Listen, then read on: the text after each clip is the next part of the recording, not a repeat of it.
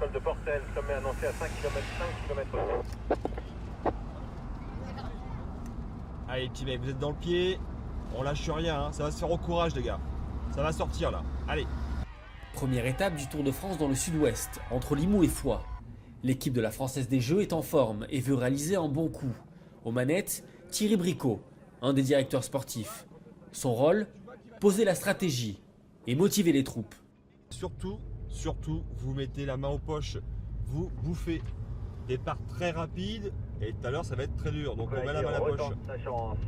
Très rapidement, la course s'emballe. Un des coureurs vedettes, Sandy Cazard, se glisse dans une échappée. Mais coup de tonnerre. Des clous ont été jetés sur la route, en pleine descente d'un col. C'est la panique. Arrête-toi, arrête-toi. Au total, une trentaine de crevaisons. Mais l'équipe s'en sort bien. Sandy Cazard est sur le podium. Le lendemain, c'est depuis le Gers que le Tour s'élance. Une étape, entre Samatan et Pau, que la jeune équipe Sorsøjason ne veut pas rater. Mais ces derniers jours, elle était en demi-teinte. La faute à un leader malade. Pour le directeur sportif, la stratégie est simple. Il est clair qu'il va encore y avoir de la bagarre, On va chercher la victoire d'étape. de l'intensité dans le fait de prendre l'échappée. Et nous, il faut qu'on soit dans la bataille, quoi. Mais rapidement, les choses se présentent mal.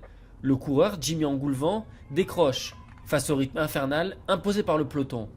46 km/h de moyenne en début d'étape. En milieu de course, une échappée se forme, mais personne de l'équipe n'en fait partie. À l'arrivée à Pau, c'est la déception. Les coureurs de Sorsøjason n'ont pas eu les jambes aujourd'hui.